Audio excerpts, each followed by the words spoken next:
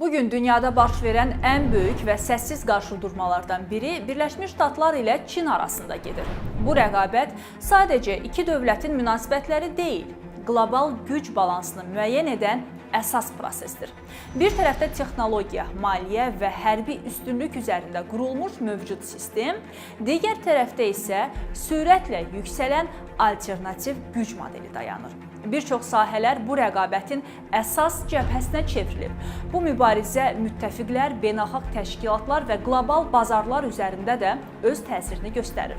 Bəzi analitiklər bunu 21-ci əsrin yeni geosiyasi qarşıdurması kimi qiymətləndirirlər. Əsas fərq isə ondadır ki, bu dəfə müharibə açıq silahlarla deyil, daha çox iqtisadi, texnoloji və informasiya alətləri ilə aparılır. Bəs bu rəqabətin taleyi dünya üçün hansı nəticələri doğuracaq? ABŞ-Çin rəqabətinin rüşeymi 1949-cu ildə Çin Xalq Respublikasının qurulması ilə başladı.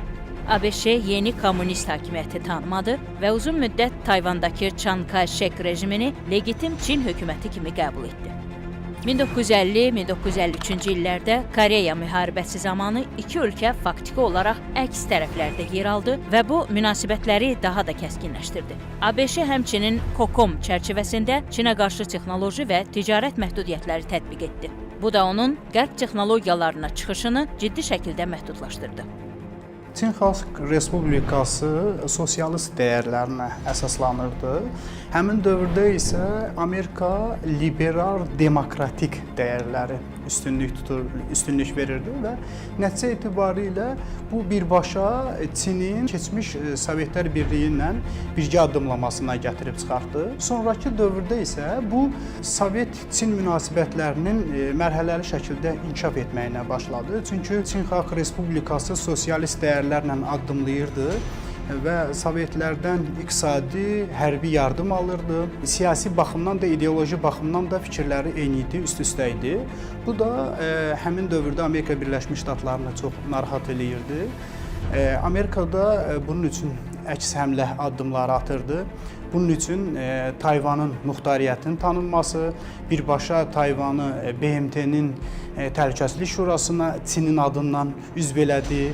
Və bundan paralel Cənub-Şərqi Asiya ölkələrində, Cənubi Çin dənizində demək olar ki, öz gəmiləri ilə rahat üzməsi və bu birbaşa Çinə öz hegemonluğunu, gücünü göstərirdi Amerikanın həmin dövrdə.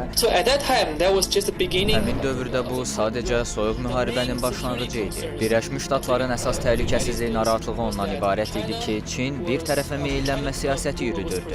Sovet İttifaqı ilə yaxınlaşmışdı və iki ölkə arasında müqavilə bağlanmışdı. Bu da Birləşmiş Ştatlar baxımından Şərqi Asiyadakı müttəfiqləri üçün geosiyasi təhlükə yaradırdı.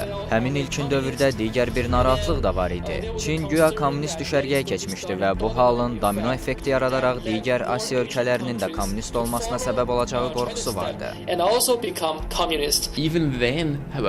Çin o dövrdə böyük uzunmüddətli potensiala malik idi. Nəhəng əhali, geniş ərazi və inqilabi siyasi sistem. İqtisadi baxımdan zəif olsa da, Vaşinqton anlayırdı ki, Birləşmiş Çin gələcəkdə qlobal gücə çevrilə bilər və bu da ABŞ-nin ehtiyatlı və bəzən qarşıdurmalı mövqe tutmasına səbəb olurdu.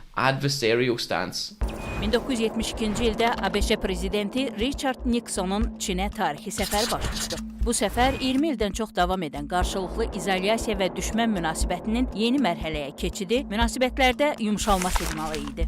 Bu hadisə həm ikili münasibətləri dəyişdirdi, həm də SSRİ-yə qarşı geosiyasi balans yaratmaq baxımından mühüm rol oynadı. 1979-cu ildə rəsmi diplomatik əlaqələr quruldu. Deng Xiaoping'in islahat və açıq qapı siyasəti nəticəsində Çin xarici investisiyalar üçün cəlbedici istehsal mərkəzinə çevrildi. 1980-90-cı illərdə ABŞ şirkətləri fəaliyyətlərini tədricən Çinə köçürdü. 70-ci illərdə Çinlə münasibətlərin yumşaldılması olduqca maraqlı proses idi. Nixon administrasiyası Çini öz problemlərini həll etmək üçün necə istifadə edə biləcəyini düşünürdü. ABŞ Vyetnam müharibəsində çıxılmaz vəziyyətdə qalmışdı və oradan necə çıxacağını bilmirdi. Buna görə də Çinlə Şimali Vyetnam arasındakı əlaqələri zəiflətməyə çalışırdı. Daha geniş miqyasda isə məqsəd Çinlə Sovet İttifaqının yaxınlaşmasının qarşısını almaq idi. Fikir belə idi ki, ABŞ Çinlə dost münasibəti qursa, Çin SSR ilə birləşməz. Eyni şəkildə Sovet İttifaqı ilə münasibətlər yumşaldılsa, onlar da Çinlə ittifaq qurmayacaqdılar. Həmin dövrdə Birləşmiş Ştatlar və Çin ortaq bir düşmənlə üz-üzə idilər, yəni Sovet İttifaqı. 60-cı illərdən Çin ilə SSR arasında münasibətlər pozulmağa başladı. Dünya görüşləri və kommunizmə yanaşmaları müxtəlif idi. Buna görə də münasibətləri xeyli pisləşdi. Eyni dövrdə ABŞ Sovet İttifaqı ilə soyuq müharibənin içində idi. Vyetnam müharibəsi davam edirdi və onun nə vaxt bitəcəyi bəlli deyildi. Beləcə ABŞ və Çin ortaq maraq tapdılar. Genişlənməkdə olan Sovet İttifaqına qarşı çəkindirmə və özünü müdafiə. Çin bunu təkcə ABŞ ilə deyil, həm də digər qərb ölkələri ilə münasibətləri yumşaltmaq üçün bir fürsət olaraq görürdü.